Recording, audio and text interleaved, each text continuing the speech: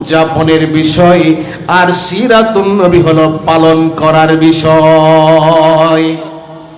সিরাতুন নবী কিসের?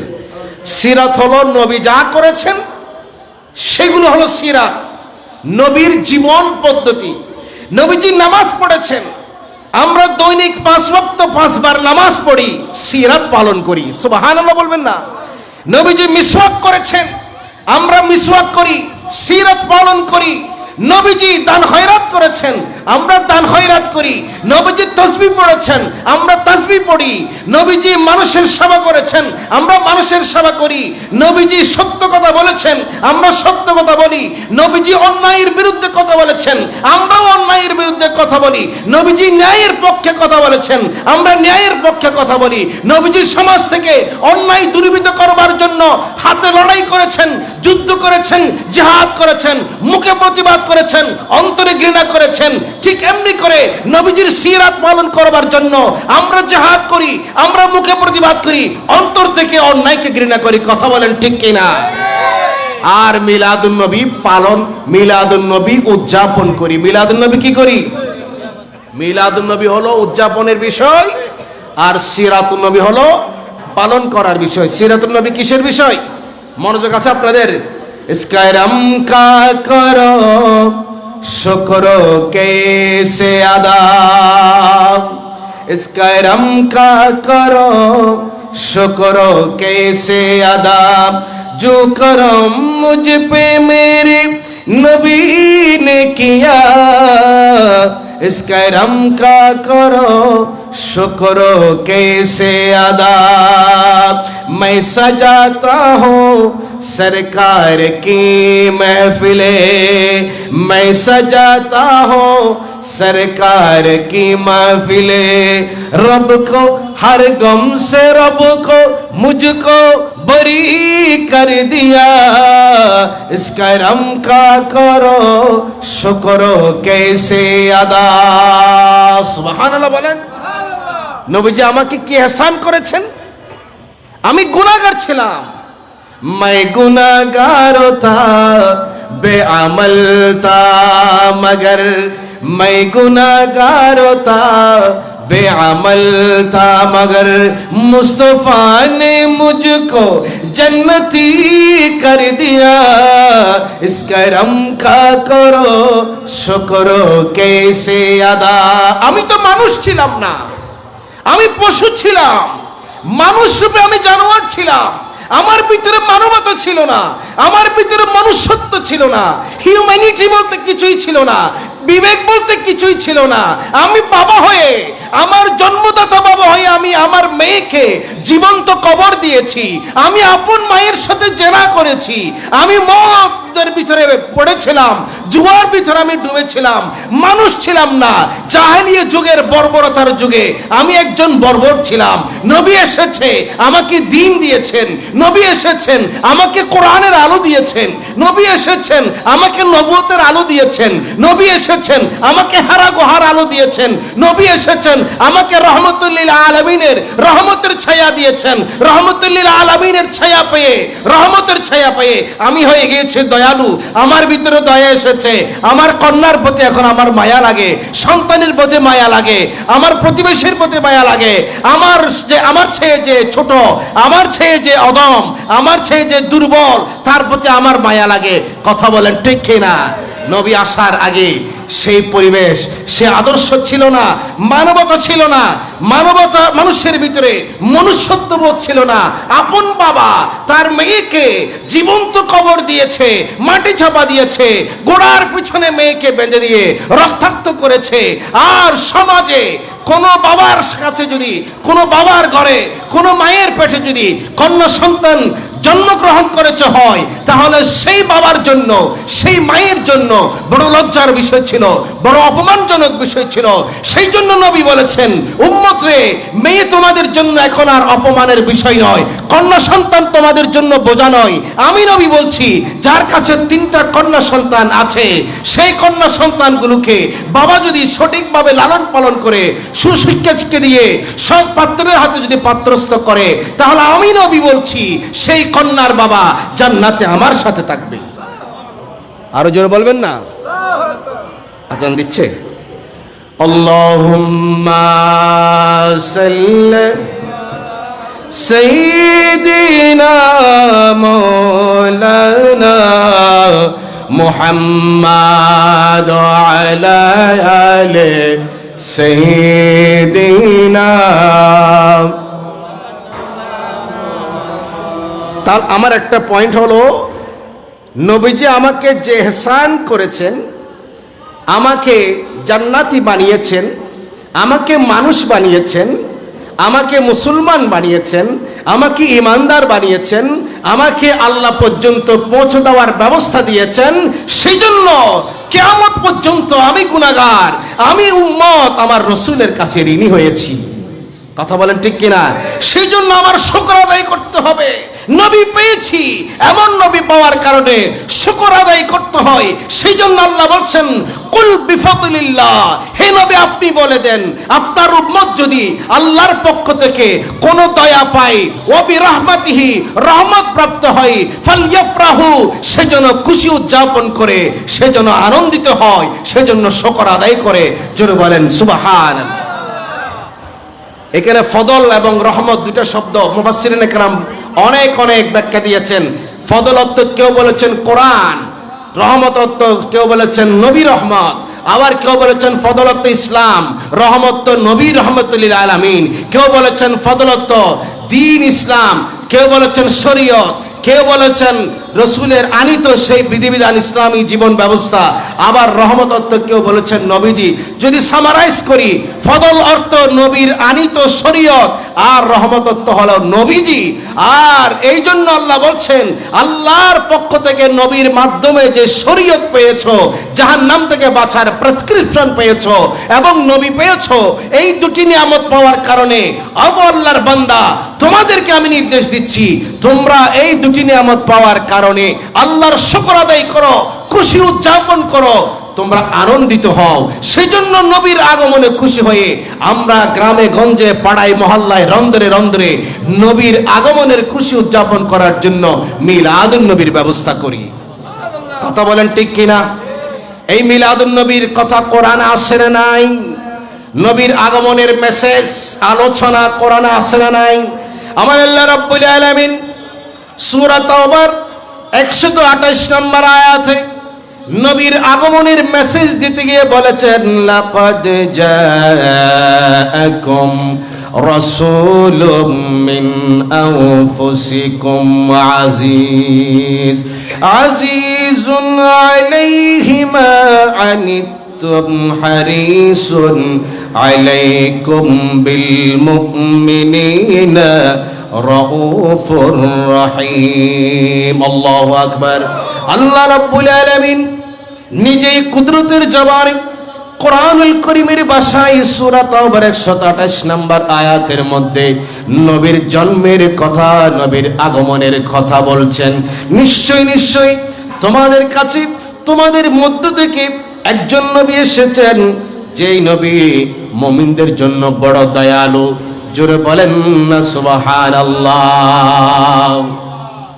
মুমিনদের জন্য বড় নবীজির আগমনের আলোচনা কোরআনে আছে না নাই? আমরা মিলাদুন নবীর মাহফিল করলে সেখানে নবীর আগমনের আলোচনা করি, নবীজির চরিত্র নিয়ে আলোচনা করি, নবীর আদর্শের কথাগুলো আমরা আলোচনা করি, কোরআনে পাকের আলোচনা করি, হাদিসে পাকের আলোচনা করি, জিকির আজকার করি, তাবারুকের ব্যবস্থা করি। এই সবগুলো ইসলামের মধ্যে জায়েজ আছে। ঠিক এমনি করে আমার আল্লাহ রাব্বুল আলামিন সূরা নিসার 170 নম্বর আয়াতের মধ্যে ইরশাদ করতে লাগলেন, ইয়া আইয়ুহান নাসু ক্বাদ জাআকুমুর রাসূলু বিল হাক্কি মির রাব্বিকুম ফাআমিনু খায়রাল লাকুম। একটু মনোযোগ, অসুবিধা হয়? আল্লাহ রাব্বুল আলামিন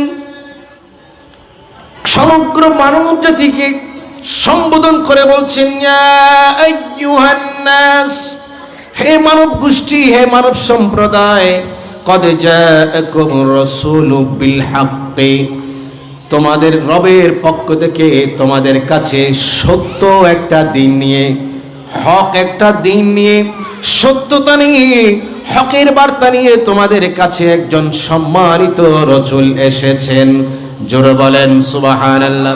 ফাআমিনু, অতএব তোমরা সেই নবীর প্রতি ঈমান আনো, সেই নবীকে বিশ্বাস করো, সেই নবীকে মহব্বত করো, সেই নবীকে তোমরা ভালোবাসো, সেই নবীর দিনটাকে তোমরা গ্রহণ করো, আর সেই নবীর দিন প্রচারে তোমরা সহযোগিতা করো। খায়রাল লাকুম, যদি সেই নবীর প্রতি ঈমান আনতে পেরেছ হয়, যদি তোমার জীবন যৌবন সবকিছু সেই নবীর কদমে কোরবান করে দিতে পেরেছ হয়, তাহলে খায়রাল লাকুম, তোমাদের জন্য সেটা উত্তম হবে। জোরে বলেন সুবহানাল্লাহ। কি হবে? সেই নবীকে ভালোবাসতে পারলে, জীবন যদি সেই নবীর জন্য কোরবান দিতে পারলে, সেই নবীর জন্য সবকিছু উজাড় করে দিতে পারলে লাভ আছে না নাই? কিভাবে বুঝবেন? সাইয়েদনা সিদ্দিক আকবর রাদিয়াল্লাহু তাআলা আনহুর দিকে দেখেন, যিনি জীবনের সবকিছু নবীজির জন্য কোরবান করে দিয়েছেন। এমন কি নিজের ঘরের চুলার ছাইগুলো পর্যন্ত, ছিঁড়া কাপড়গুলো পর্যন্ত নবীজির জন্য নিয়ে আসলেন। নবীজি এই অবস্থা থেকে জিজ্ঞেস করলেন, মা বকাইতে লিআহলিক, হে আবু বকর, চুলার ছাই আর ছেঁড়া জামা কাপড়গুলো পর্যন্ত তুমি আমার জন্য নিয়ে এসেছো, পরিবারের জন্য তুমি কি রেখে এসেছো? আবু বকর রাদিয়াল্লাহু তাআলা আনহু বলেন, আমার পরিবারের জন্য আল্লাহ এবং আল্লাহর রাসূলকে রেখে এসেছি। সেই জন্য সিদ্দিক আকবর পৃথিবীতে শ্রেষ্ঠ ঈমানদার হয়েছেন, শ্রেষ্ঠ মুত্তাকি হয়েছেন, শ্রেষ্ঠ আশিক হয়েছেন, আশিকে আকবর হয়েছেন। চিৎকার দিয়ে বলবেন আল্লাহু আকবার। নবীজির জন্য জীবন যৌবন সবকিছু কোরবান করে দিই, যিনি পৃথিবীর ইতিহাসের মধ্যে স্বর্ণাক্ষরে যার নামটা লেখা হয়েছে, তিনি হলেন সাইয়েদনা বেলাল হাবশী রাদিয়াল্লাহু তাআলা আনহু, যিনি ছিলেন একেবারে কুচকুচে কালো আফ্রিকার একজন হাবশী বা গোলাম। সমাজে যার কোনো সম্মান ছিল না, সমাজে যার কোনো স্ট্যাটাস ছিল না, মানুষ তাকে মানুষ বলে গণত না, একজন ইহুদির কাছে কৃতদাস হিসেবে ছিল, কিন্তু বুকে ছিল আমার আল্লাহ এবং নবীর ভালোবাসা ভরপুর। এত কঠিন নির্যাতন করা হয়েছে, পিঠের মধ্যে সাইয়েদনা বেলাল রাদিয়াল্লাহু তাআলা আনহুকে লোহা গরম করে ছেক দেওয়া হয়েছে, মাংসগুলো কষে কষে পড়ে গেল। একদিন হযরত বিলাল রাদিয়াল্লাহু তাআলা আনহু জামাটা উল্টালেন, আর ওমর রাদিয়াল্লাহু তাআলা দেখতে লাগলেন বেলাল রাদিয়াল্লাহু তাআলা আনহুর পিঠে বড় বড় গর্ত হয়ে গেছে। হযরত ওমর জিজ্ঞেস করলেন, ও বিলাল, পিঠের মধ্যে এত বড় বড় গর্ত কেন হয়েছে, কিভাবে হয়েছে বিলাল? হযরত বিলাল বলেন, ও ওমর, এই কথা জিজ্ঞেস করবেন না, বড় কঠিন কাহিনী, বড় কষ্টের কাহিনী। নবীর উপরে ঈমান আনার কারণে আমার মালিক ইহুদি আমাকে নির্যাতন করেছে, মক্কার কাফিররা, নবীর দুশমনেরা, অমুসলিমরা আমাকে নির্যাতন করেছে। উত্তপ্ত মরুভূমিতে আমাকে শয়ে হাতে পেরেক মেরে আমাকে ছেকা দেওয়া হয়েছে, নির্যাতন করা হয়েছে। আর আমার পিঠের নিচে লোহা গরম করে সেই লোহা, উত্তপ্ত লোহার উপরে আমি বেলালকে শোয়ে দেওয়া হয়েছে। লোহার তাপের কারণে আমার পিঠ থেকে মাংসগুলো কষে কষে পড়ে গেল। আমার নবীজি বললেন, বেলাল, পেরেশান হবে না, মন কষ্ট নেবে না, মর্মাহত হবে না, মন ছোট করবে না। বেলাল, আমি ঘোষণা করে দিচ্ছি, মক্কা বিজয় যেদিন হবে, বিজয়ের আজানটা তুমি বেলালের কণ্ঠে দিতে হবে। মানুষ নবী প্রেমের দৃষ্টান্ত দিলে বলে যে হযরত বেলালকে দেখো। কার দিকে দেখো? হযরত বেলালের দিকে তাকাও। যেভাবে নবীকে ভালোবেসেছেন, নবীকে ভালোবাসার কারণে বেলাল রাদিয়াল্লাহু তাআলা আনহুর এই মর্যাদা, এই সম্মান। তো আমরাও যদি সেভাবে নবীকে ভালোবাসতে পারি, খায়রাল লাকুম, তাহলে আমাদের জন্য দুনিয়া আখিরাতের কল্যাণ আছে না নাই? ও বন্ধুরে আমার, সূরা আলে ইমরান 164 নম্বর আয়াতের মধ্যে আমার আল্লাহ রাব্বুল আলামিন বলতে লাগলেন, লাকাদ মান্নাল্লাহু আলাল মুমিনিনা ইয বাআসা ফীহিম রাসূলা। নিশ্চয় নিশ্চয় আল্লাহ রাব্বুল আলামিন ঈমানদারদেরকে বড় ইহসান করেছেন, ঈমানদারদের বড় উপকার করেছেন। মনোযোগ আছে? ঈমানদারদের বড় ইহসান করেছেন। ও আল্লাহ, আপনি কিভাবে ইহসান করলেন? ইয বাআসা ফীহিম রাসূলা, যখন মুমিনদের কাছে একজন নবী পাঠালেন, মুমিনদের মধ্য থেকে মুমিনদের কাছে নবী পাঠিয়ে মুমিনদেরকে বড় ইহসান করেছেন। নবী পাঠিয়ে আল্লাহ বলছেন, ও ঈমানদারেরা, তোমাদের কাছে আমার সবচেয়ে প্রিয় নবী, আমার মাহবুব নবী, রাহমাতুল লিল আলামিন নবীকে তোমাদের কাছে পাঠিয়ে আমি তোমাদের বড় উপকার করেছি, তোমাদের বড় ইহসান করেছি। বড় ইহসান? আচ্ছা বলেন, আল্লাহ তাআলা আমাদেরকে সৃষ্টির সেরা জীব বানিয়েছেন, এটা ইহসান না? কথা বলেন, এটা কি ইহসান? আল্লাহ বলছেন, ওয়ালাকাদ কাররামনা বনি আদম, নিশ্চয় নিশ্চয় আল্লাহ বনি আদমকে সম্মান করেছে, সম্মানিত করে সৃষ্টি করেছেন। আল্লাহ রাব্বুল আলামিন বলছেন, লাকাদ খালাকনাল ইনসানা ফি আহসানি তাকওয়িম, নিশ্চয় আমি মানুষকে সুন্দর আকৃতি দিয়ে সৃষ্টি করেছি। কোন সমস্যা?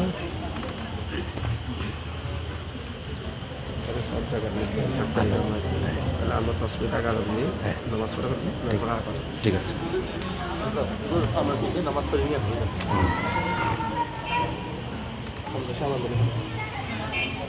আমরা 7:50 আজান হবে, সুন্নতের জন্য 10 মিনিট সময়, 8টায় আমরা নামাজ পড়ে ফেলব।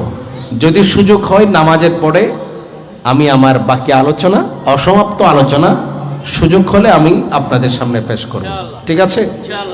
আল্লাহ বলছেন, আমি বনি আদম তোমাদেরকে সম্মানিত করেছি। খেয়াল করেন, আমি আমার একটা পয়েন্ট, সূক্ষ্ম পয়েন্ট। আল্লাহ বলছেন, আমি মানুষকে সুন্দর আকৃতি দিয়ে সৃষ্টি করেছি। সবগুলো তো আল্লাহর ইহসান। বান্দার প্রতি আল্লাহর কি ইহসান? আল্লাহ আমাদেরকে এত সুন্দর আকৃতি দিলেন, আল্লাহ আমাদেরকে মুসলমান বানালেন, আল্লাহ আমাদেরকে মুমিন বানালেন, আল্লাহ আমাদেরকে মা বাবা দিলেন, সন্তান দিলেন, চোখ দিলেন, মাথা দিলেন, দুটো হাত দিলেন, দুটো পা দিলেন। সব কিছু আল্লাহর পক্ষ থেকে ঈমানদারদের জন্য ইহসান। সেই জন্য আল্লাহ রাব্বুল আলামিন সূরা রহমান বারবার জিজ্ঞেস করছেন, ফাবিআইয়ি আলাই রাব্বিকুমা তুকাযিবান, আল্লাহর কোন কোন নিয়ামতকে তুমি অস্বীকার করবে? কোন নিয়ামতকে অস্বীকার করার সুযোগ নেই। আল্লাহ এত বেশি নিয়ামত দিয়েছেন, এত বেশি ইহসান করেছেন, সব ইহসান আল্লাহ করলেন, কিন্তু কোন ইহসানের কথা এইভাবে করে চোখে আঙ্গুল দিয়ে আল্লাহ দেখিয়ে দেন নাই। একটা ইহসানের কথা আল্লাহ রাব্বুল আলামিন এইভাবে করে উল্লেখ করলেন, যেন চোখে আঙ্গুল দিয়ে দেখিয়ে দিচ্ছেন, ঈমানদারেরা, তোমাদের কাছে আমি নবী পাঠিয়ে তোমাদের উপর বড় ইহসান করেছি। জোরে বলেন সুবহানাল্লাহ। তো নবী পাঠিয়ে বড় ইহসান করেছেন। কি বুঝলেন? আল্লাহ আমাদেরকে অনেক অনেক অনেক অনেক নিয়ামত দিয়েছেন। ওয়া ইন তাউদ্দু নি'মাতাল্লাহি লা তুহসুহা, আল্লাহর নিয়ামত গণনা করে শেষ করা যাবে না। অসংখ্য অগণিত নিয়ামতের ভিতরে সবচেয়ে বড় নিয়ামত যেটা, সেটা হলো আমাদেরকে নবী দান করেছেন।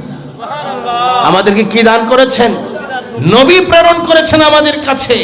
নবী প্রেরণ করে আমাদেরকে মানুষ করেছেন। আল্লাহর হাবিব বলছেন, বুইস্তু মুআল্লিমা লিউতাম্মিমা মাকারিমাল আখলাক, হে আমার উম্মতেরা, তুমি মানুষ ছিলে না, তোমার চরিত্র বলতে ছিল না, নীতি বলতে ছিল না, হায়া বলতে তোমার ভিতরে ছিল না, বিবেক বলতে ছিল না। আমি নবী শিক্ষক হিসেবে প্রেরিত হয়েছি তুমি অমানুষকে মানুষ করার জন্য, তুমি জানোয়ারকে মনুষ্যত্ব দিয়ে মানুষ রূপে জান্নাতি করবার জন্য। জুড়ে বলেন সুবহানাল্লাহ। এই জন্য ফরাসি একজন লেখক জর্জ বার্নার্ড শ তিনি বলতে লাগলেন, অশান্ত পৃথিবীতে, অস্থির এই পৃথিবীতে, অশৃঙ্খল এই পৃথিবীতে, বিশৃঙ্খল এই পৃথিবীতে, এমন এই পৃথিবীতে যদি আরেকবার প্রফেট মুহাম্মদ সাল্লাল্লাহু আলাইহি ওয়াসাল্লামের জন্ম হতো, তাহলে এই অশান্ত পৃথিবী শান্ত হয়ে যেত, এই বিশৃঙ্খল পৃথিবী শৃঙ্খলায় ফিরে আসতো, এই পৃথিবী যেন আবারও জান্নাতি রূপ ধারণ করত, এই পৃথিবী যেন আবারও মদিনার সোনালী রাষ্ট্র হতো, এই পৃথিবীতে আবারও ইনসাফ কায়েম হয়ে যেত, মুসলমানরা আবারও মাথা উঁচু করে দাঁড়াতে পারত, মুসলমানের ঘরে ঘরে কোরআনের আওয়াজ থাকতো, কালিমার আওয়াজ থাকতো, নবী প্রেমের আলোচনা থাকতো। নবী এমন একজন ব্যক্তিত্ব যিনি আসার কারণে গোটা পৃথিবীতে শান্তির পয়গাম, শান্তির পরিবেশ, শান্তির নীড় তিনি তৈরি করেছিলেন। জোরে বলেন সুবহানাল্লাহ। তাহলে সেই নবী পেয়ে আমরা ধন্য, ঠিক আছে? সেই নবী পেয়ে, সেই নবী পাওয়ার কারণে আমাদের শুকর আদায় করার দরকার আছে না নাই? সেই জন্য ঈদ মিলাদুন নবী উদযাপন। সেই জন্য কি ঈদ মিলাদুন নবী উদযাপন। মিলাদুন নবীর উপরে এতটুকু আলোচনা রাখলাম, সুযোগ হলে বাকি নামাজের পরে সিরাতুন নবীর উপরে কিছুক্ষণ আলোচনা করব ইনশাআল্লাহ। আমরা নামাজের জন্য মসজিদে এখন চলে যাব, 10 মিনিট নামাজ